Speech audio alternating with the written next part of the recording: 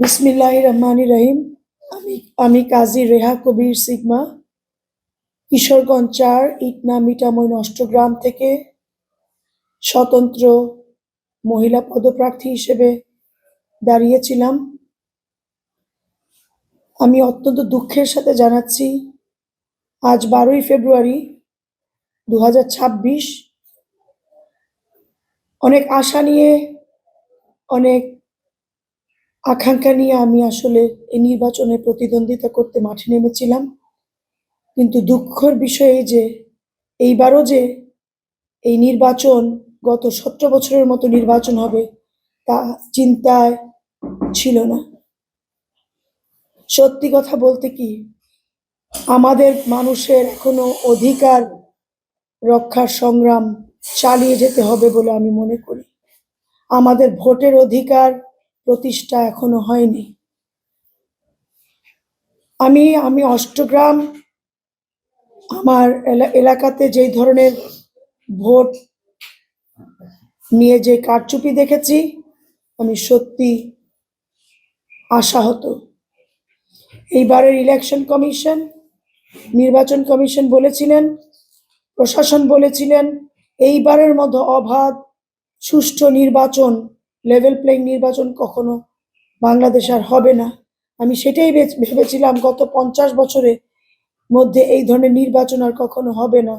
But আমি মনে করি গত 17 বছর তো দলীয় সরকার ছিল, ওইটা মানা গেছে। দলীয় সরকার করেছে, তারা নিজে ক্ষমতায় ছিল বলে। এই ইলেকশন কমিশন, এই সরকার কার পক্ষপাতিত্ব করলো সেটা আমার জানার প্রশ্ন, একজন নাগরিক হিসেবে, একজন এলাকার প্রতিনিধি হিসেবে। এই বাংলাদেশের 54 বছরে এসেও যদি আমরা এই ধরনের নির্বাচন দেখি, একজন ভাষা সৈনিকের পরিবার হিসেবে, একজন মুক্তিযোদ্ধার মহান সংগঠকের পরিবারের সন্তান হিসেবে আমার আর কিছু বলার নেই। আর কতকাল আপনারা ভাষা সৈনিক, মুক্তিযোদ্ধার সংগঠক সহ সকল শহীদদের অশ্রদ্ধা করবেন এই ধরনের প্রহসনের নির্বাচন দিয়ে? আমার আর বোধগম্য হচ্ছে না।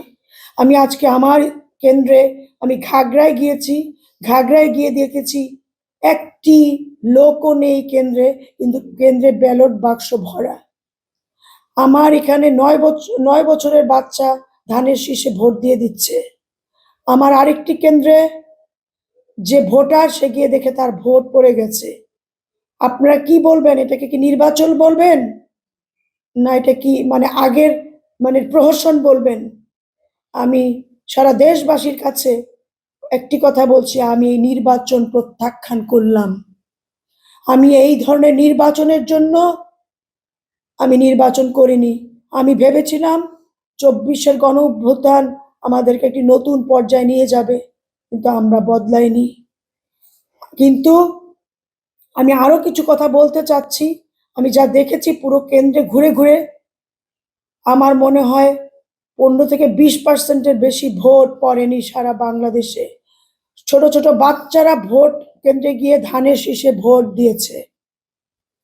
ছোট ছোট 17-16 বছরের ছেলেপেলেরা কিশোর গ্যাং সেজে একটি গ্রুপ বেঁধে বেঁধে কেন্দ্রে গিয়ে ভোট দিয়েছে। তারপরে আমার মহিলা কর্মী এজেন্টদেরকে ঘাট ধাক্কা দিয়ে বের করে দিয়েছে। আমি স্বতন্ত্র একজন প্রার্থী, তার মধ্যে একজন মহিলা। আমার মনে হয় না নারীর ক্ষমতায়নের কথা বলে একজন নারীর পদপ্রার্থীর এজেন্টদেরকে এভাবে ঘাট ধাক্কা দিয়ে বের করে দিবেন। আপনাদের কাছে কি দেশ নিরাপদ? আপনাদের কাছে কি সমাজ নিরাপদ? আপনাদের কাছে কি আমরা নিরাপদ? তার মধ্যে যারা আমার কর্মী হয়ে কয়েকদিন কাজ করেছে তারা কিন্তু কোনো দলের নয়, তারা দিনমজুর, কৃষক, মৎস্যজীবী, তারা খামারে কাজ করা মানুষ। মহিলাগুলো কষ্ট করে কাজ করে, খেটে খায়। সেই মানুষগুলোকেও বিএনপির কিছু ছেলে পেলে বলছে আর একটা দিন যাক, তারপরে দেখে নিব। আমিও আপনাদের কাছে সাংবাদিক ভাইদের মাধ্যমে জানিয়ে দিচ্ছি, আমি আমার এই কর্মীদের পাশে থাকব। আমি এই কর্মীদের উপরে যেই ধরনের হুমকি প্রদান করা হচ্ছে তার তীব্র নিন্দা জানাচ্ছি, এবং এই ধরনের নেতা নেত্রীদের সারা দেশবাসীর কাছে আহ্বান জানাচ্ছি, ওরা যাতে এই ধরনের নেতা, যারা কথিত নেতাদেরকে প্রত্যাখ্যান করুক এই এলাকাবাসী। আর কোনো ত্রাসের রাজত্ব যাতে এই এলাকায় তৈরি না হয়। যদি কিছু করতে হয় আমি তার প্রতিবাদ করব। আমি আমার এলাকাবাসীকে ছেড়ে কখনোই যাব না। আমার সংগ্রাম শুরু হয়েছে। আমি সংগ্রামী মানুষ, আমি সংগ্রাম করে বেঁচে থাকব।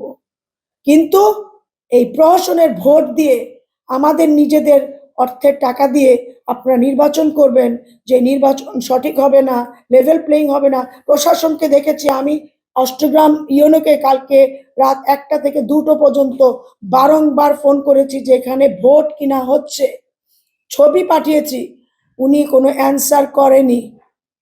ডিসি সাহেবকে আমি ফোন করেছি, ভয়েস মেসেজ পাঠিয়েছি, অ্যান্সার করেনি। সেনাবাহিনীকে ফোন করা হয়েছে, বিএনপির এক লোক বলেছে যে আমি বিএনপির অষ্টগ্রাম সভাপতির ছেলে, আমি রাতে বেরিয়েছি। সেই ছবি যখন বের হলো, একটু পরে দেখলাম সেই ছবি ভ্যানিশ হয়ে গেল। আমার কাছে শুধু লোকটার ছবি আছে, কিন্তু রেকর্ডটা হচ্ছে না। তার পিছনে কারণ কি আমি সেটা জানতে চাই। যেই সাংবাদিক, 4-5 জন সাংবাদিক ভাই ছিলেন, ওনাদেরকে অষ্টগ্রাম ইনচার্জ ক্যাপ্টেন ইফতেখারকে আমি কয়েকবার ফোন করেছি, উনি একটা বারও ফোন ধরেননি। এবং ওনাকে এসএমএস পাঠিয়েছি, উনি শুধু নোটেড লিখেছেন। উনি শুধু নোটেড লিখলে হবে না, it was his duty to do the work and to protect me. উনি তা করেননি। নির্বাচনকে উনি প্রশ্নবিদ্ধ করেছেন। রাতের বেলা প্রমাণ সহকারে, এতগুলি প্রমাণ থাকার পরেও যখন বলেছি হোসেনিয়া বাজার, উত্তরহাটি, বাঙ্গালপাড়া, তারপরে মিঠামইনের ইসলামপুর, কমলপুর, ঘাগড়ার দিকে সমানে বিএনপির কর্মীরা ব্যাচ লাগিয়ে ওনারা টাকা দিয়ে যাচ্ছে, বারংবার করে বলা হচ্ছে, ওনারা তার কোনো কর্ণপাতই করেননি। তারপরে আমার 5-6 জন সাংবাদিক কিশোরগঞ্জ থেকে এসেছেন, ওনাদেরকে উনি বলেছেন আপনারা এই নিউজটি কেন করেছেন। আমি প্রশাসনের কাছে বলতে চাই, সামরিক বাহিনীকে কিনে ফেলেছেন আপনারা, পুলিশ প্রশাসন নষ্ট করেছেন, এবার কি সামরিক বাহিনীও নষ্ট করে দিচ্ছেন। আমাদের দেশের সার্বভৌমত্ব নষ্ট করে দেওয়ার অধিকার আপনাদেরকে আমরা দেইনি। এই দেশটা অনেক কষ্ট করে স্বাধীন হয়েছে, আমরা অনেকগুলি মানুষের রক্তের বিনিময়ে দেশ পেয়েছি।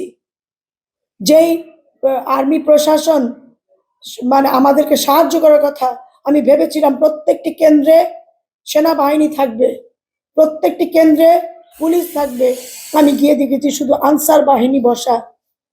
আমার বোধগম্য ছিল না একটি জাতীয় নির্বাচন, যে নির্বাচন 17 বছর পরে হয়েছে, সেই নির্বাচন কোনো আনসার বিটিপি দ্বারা হয়, সেটা আমার বোধগম্য ছিল না। আমি ধিক্কার জানাই প্রশাসনকে, ধিক্কার জানাই নির্বাচন কমিশনকে। আপনারা প্রহসনের রাজনীতি বন্ধ করুন, প্রহসনের খেলা বন্ধ করুন। যদি আগেই বলতেন যে আমরা অমুক পার্টিকে আনবো, আমরা নির্বাচনে অংশগ্রহণ করতাম না। শুনেন, আমি একটি কথা বলতে চাই, আমাদের সমাজে এখনো কিছু বিবেকবান মানুষ বেঁচে আছে, যাদের কারণে সমাজটি টিকে আছে, যারা সব সময় অন্যায় প্রতিবাদ করে গেছে, প্রতিবাদ করবে এবং করব ইনশাল্লাহ। কেউ দমিয়ে রাখতে পারবেন না। জীবনে কখনো অন্যায় করিনি, অন্যায়ের কাছে মাথা নত করব না। স্পষ্টভাবে আমি বলতে চাই, আমি 2026-এর 12ই ফেব্রুয়ারির নির্বাচন আমি কাজী রেহা কবির সিগমা কিশোরগঞ্জ 4 অষ্টগ্রাম ইটনা মিটামন থেকে প্রত্যাখ্যান করলাম এবং এই ফলাফল আমি মানি না। এটি কোনো নির্বাচন হয়নি, এগুলি হচ্ছে লোক দেখানো, পাতানো নির্বাচন। এগুলি বন্ধ করুন, আমাদের টাকা লুটপাটের ব্যবস্থা বন্ধ করুন, থেকে উদ্ধার করুন। আমাদের টাকা নিয়ে ছিনিমিনি খেলবেন না, আমাদের ভাগ্য নিয়ে ছিনিমিনি খেলবেন না। কোনো দলের লেজুবৃত্তি করতে গিয়ে দেশ ত্যাগ করার মতো লজ্জাস্কর জিনিস আর করেন না। অনেক করেছেন, এগুলো বন্ধ করুন এবার দয়া করে। আর আমি ধন্যবাদ জানাই আমার সাংবাদিক ভাইদেরকে, ওনারা আমাকে যথেষ্ট পরিমাণে সম্মান দিয়েছেন, ভালোবাসা দিয়েছেন। এই একটি মাস আপনারা আমার সাথে ছিলেন সুখে দুঃখে। আমার যদি কোনো ভুল ত্রুটি হয়ে থাকে আপনারা ক্ষমা সুন্দর দৃষ্টিতে দেখবেন। আর আমার এলাকার যারা লোকজন আমাকে ভোট দিয়েছেন, তাদের কাছে আমি কৃতজ্ঞতা জানাই। আপনারা ভোট দিয়েছেন বলে, আপনারা ভালোবেসেছেন বলে কিন্তু আমি নির্বাচনে করেছি। করে দেখেছি সে আগেরই ফলাফল। আমার সকল ইটনা, মিঠামই, নষ্টগ্রামের সকল এলাকাবাসীর কাছে আমি আমার কৃতজ্ঞতা এবং ধন্যবাদ জানাই যে আপনারা আমার এই বিপদেও পাশে ছিলেন। আমিও ওয়াদা করছি আমি আপনাদের পাশে থাকবো ইনশাআল্লাহ। আমি কখনো মাঠ ছেড়ে যাব না।